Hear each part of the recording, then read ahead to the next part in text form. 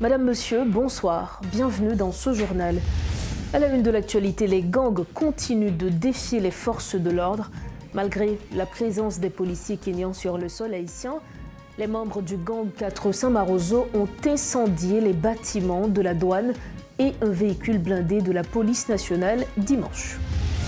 La Fédération protestante d'Haïti annonce qu'elle maintient le choix de Peterson Pierre-Louis en tant que représentant du secteur au sein du Conseil électoral provisoire. L'annonce a été faite par le président de la structure, pasteur Calixte Fleuridor. Également, titre de ce lundi, le département de la sécurité intérieure des États-Unis a précisé que la suspension temporaire du programme concernait uniquement la révision des demandes de parrainage et non les bénéficiaires déjà approuvés.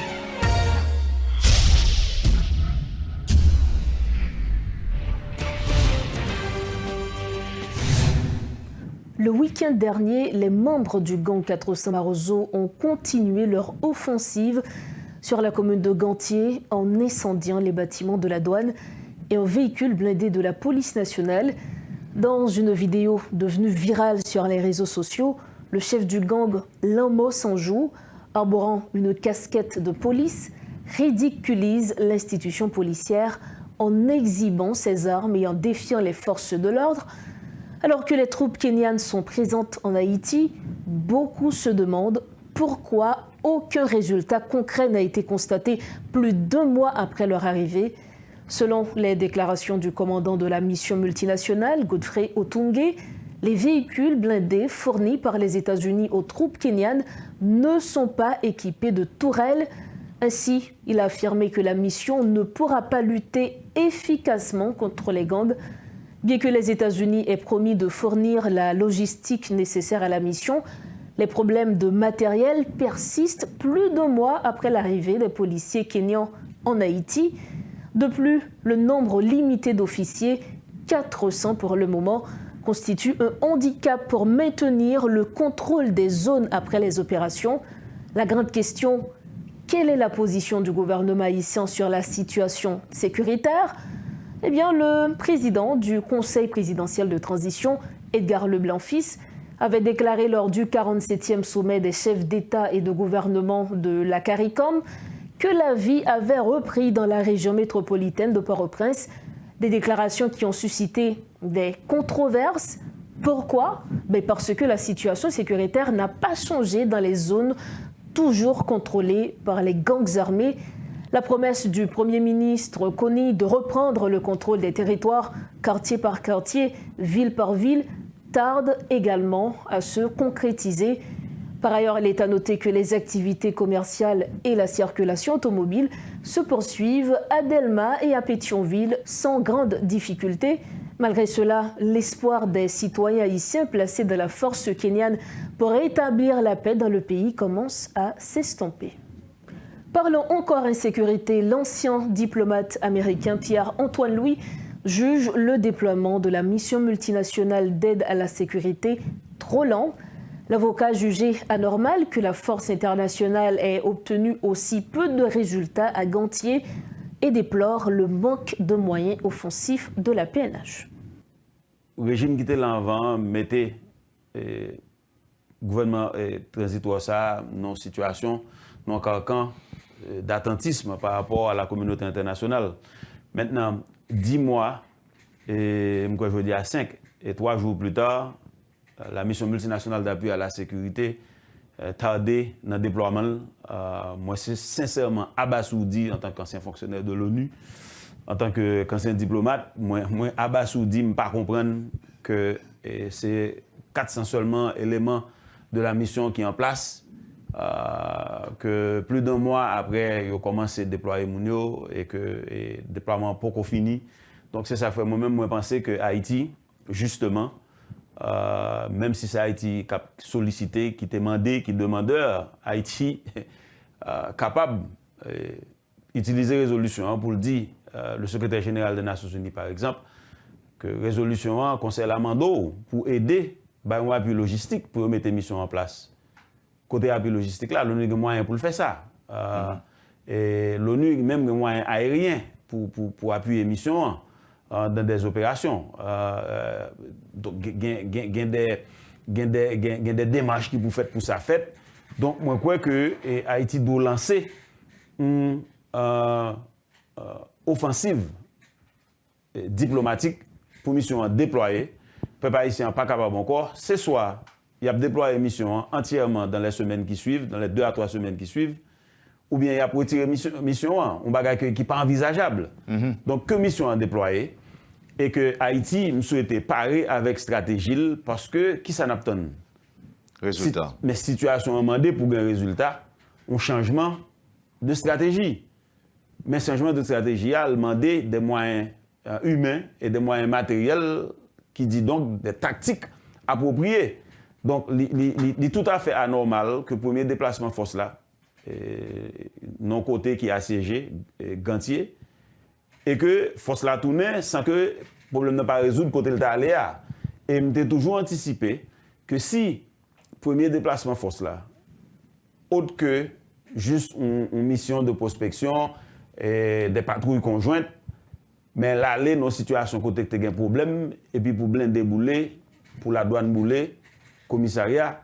Donc, c'est réellement critique pour la force. Et je pense que le commandement force là supposé prendre ça au sérieux. Pour ce soit yo décidé de déployer force là. Et puis, il y a appuyer Haïti, genre résolution en modèle là.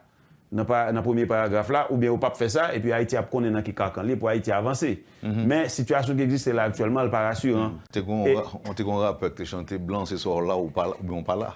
Là, le rappeur a raison. Parce que ce soir là ou bien pas là, ouais, ou pas qu'à un petit enceinte. Ou enceinte ou bien pas enceinte. Donc, de la même manière, grand pile souffrance souterrain, il n'est pas rassurant que force là pour déployer. Et le secrétaire général des Nations Unies a un rôle pour le jouer. Les Américains qui accompagnent Haïti, qui ont géré le dossier au niveau du Conseil de sécurité, ensemble avec l'Équateur, ont un rôle pour jouer. Mais la diplomatie haïtienne, tout a un rôle pour jouer. Et le public haïtien obtient des résultats. Parce que le public haïtien, tout autant que le peuple haïtien, pour qu'on circuler à travers le pays, pour manger, sortir en province, puis rentrer Port-au-Prince, et pour sortir Port-au-Prince, pour aller en province, pour tout le monde circuler librement dans le pays, et pour le peuple haïtien, pas grand fait. Donc, le gouvernement trouve une situation, côté livre, les démontrer que nouvelle dispensation gouvernementale là a porté résultat. Donc, Kounia, qui s'appelle Lapton, moins parole, plus action. En justice, le ministre de la Justice et de la Sécurité publique, Maître Carlos Hercule, appelle les commissaires du gouvernement et leurs substituts à lever leur mot d'ordre de grève lancé depuis le 19 juin dernier. Selon Maître Hercule, les magistrats debout doivent s'impliquer dans la lutte contre les gangs dans le cadre de l'état d'urgence lancé par le gouvernement. Nous très avancés pour que nous joignent satisfaction. Nous très avancés. Revendication, c'est une sorte de réparation, puisque étant magistrat, lors de la magistrature, il est formé de juges et de parquetiers. Si juge gagne de meilleurs traitements, eh bien, parquetier est supposé gagner un traitement égal. Mais ça pas bail en rien parquetier au droit pour bloquer la justice. D'autant que eux-mêmes, ce sont des commissaires du gouvernement, c'est eux pour faire la poursuite, alors que ils bloqué la poursuite là, ils bloqué le jugement. Nous avons fait tout ça, nous connaissons, pour que eux-mêmes ils joignent satisfaction.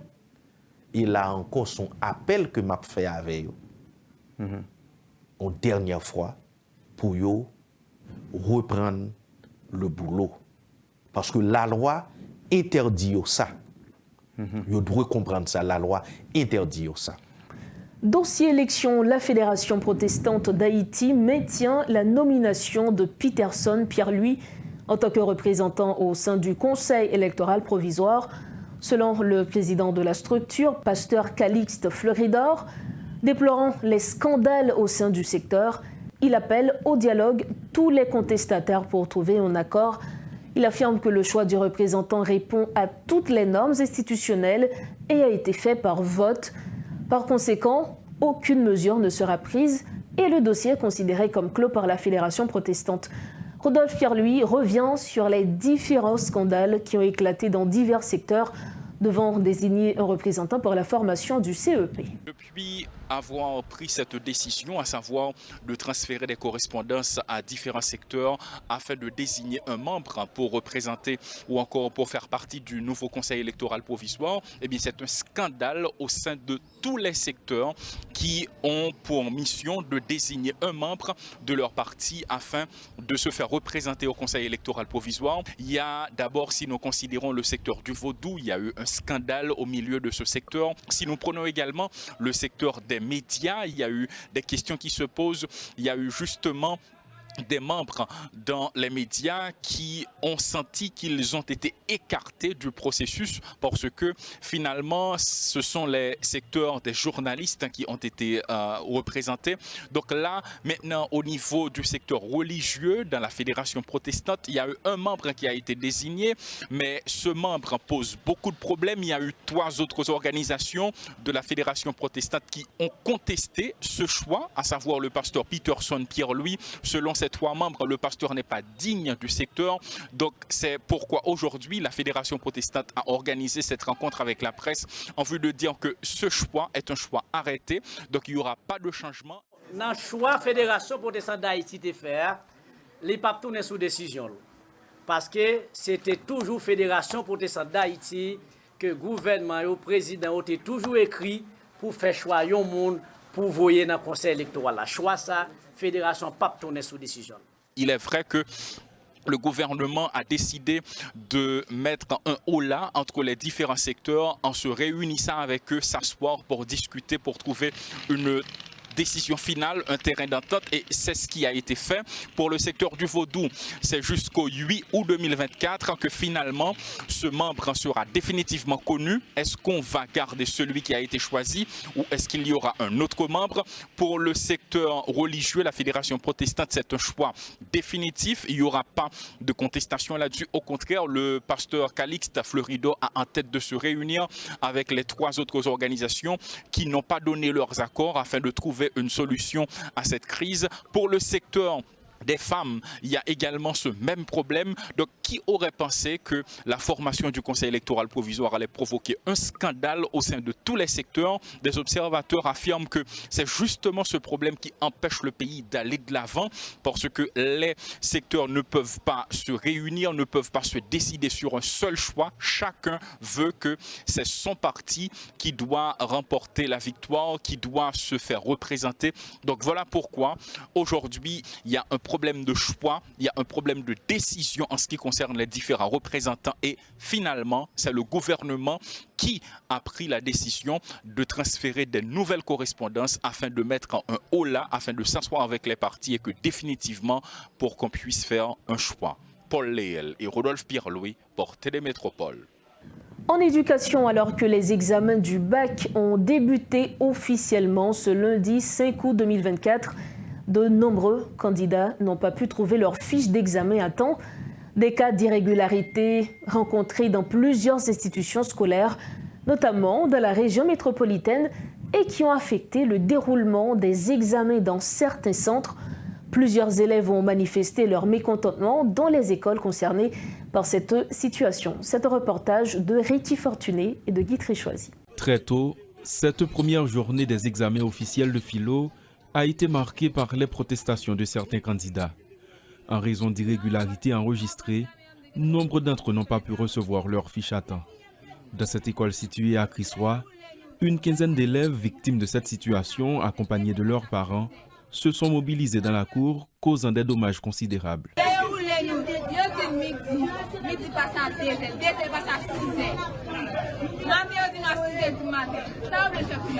Si les écoliers protestataires accusent les dirigeants de l'institution franciscaine d'être les principaux responsables, de leur côté, ils rejettent la responsabilité sur le dos du ministère de l'Éducation nationale. Déplorant ces actes de vandalisme dans cette institution, l'un des dirigeants tente de fixer les responsabilités. C'est ingérence l'État, et alors spécialement l'éducation nationale. Donc, comment on est capable de comprendre que l'école là, les fait inscription optimement, les fait SVT, ok? Or fiche li sorti et soit sur une autre option. Maintenant, est-ce que ou on élève les mêmes, l'État pas accepté ça. Donc, lorsque problème n'a vient poser, que direction les mêmes, les prend décision pour le capable aller dans le ministère là pour faire des corrections des problèmes qui posaient. Il se trouve que hier, alors depuis vendredi que direction est même allé. Qu'on a les arrivés, même le ministère a été au rendez-vous de hier pour y retourner. Les arrivés, je pense que la était environ depuis 8h du matin. Il était dans l'espace de 6 heures, il n'y a pas de jamais qu'à jouer une fiche. Donc, jusqu'à ce qu'on y a là, lorsque élèves et parents, imaginez bien qui fait tout le temps ça, y a investi pour Timounio.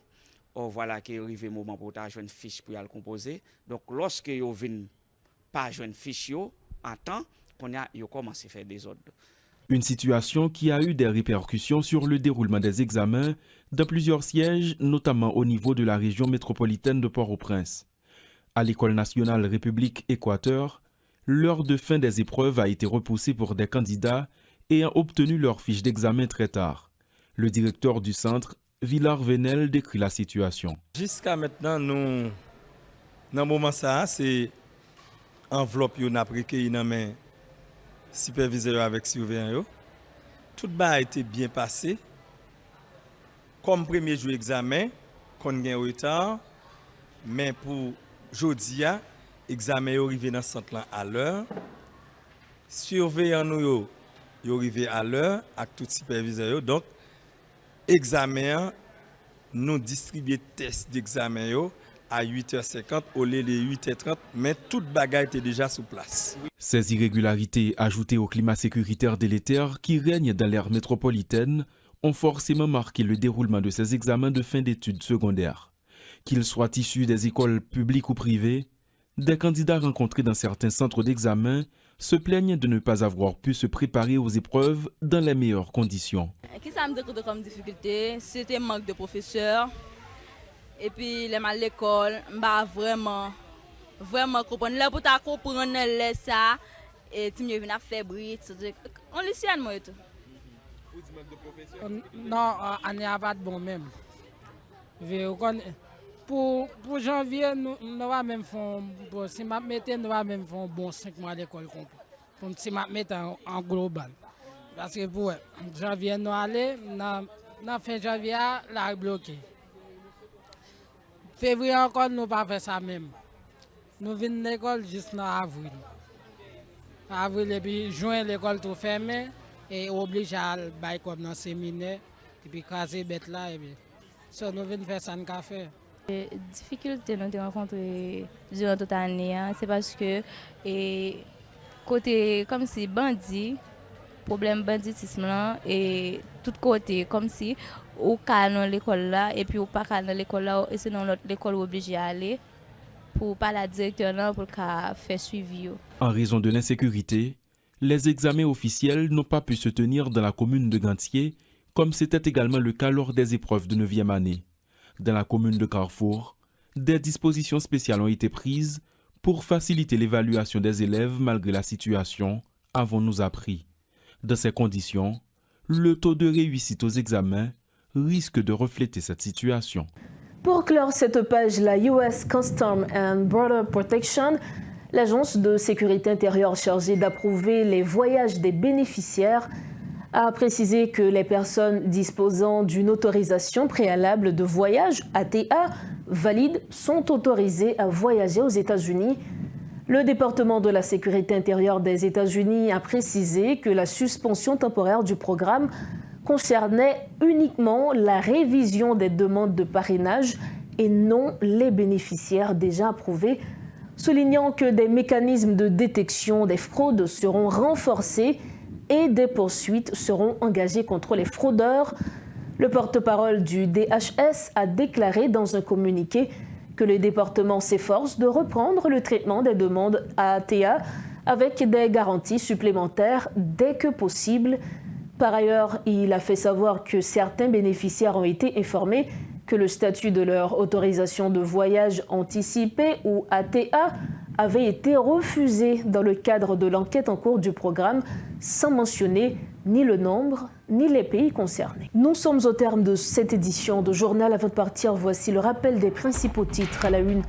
Les gangs continuent de défier les forces de l'ordre, malgré la présence des policiers kenyans sur le sol haïtien. Les membres du gang 400 Marozo ont incendié les bâtiments de la douane et un véhicule blindé de la police nationale dimanche.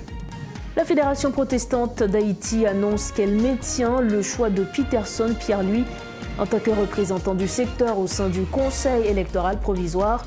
L'annonce a été faite par le président de la structure, Pasteur Calixte Fleuridor. Et puis le département de la sécurité intérieure des États-Unis a précisé que la suspension temporaire du programme concernait uniquement la révision des demandes de parrainage et non les bénéficiaires déjà approuvés. C'est ainsi que nous refermons cette édition de Métro News. Merci infiniment de votre attention. D'ores et déjà, excellente semaine d'information sur Télémétropole. Bonsoir.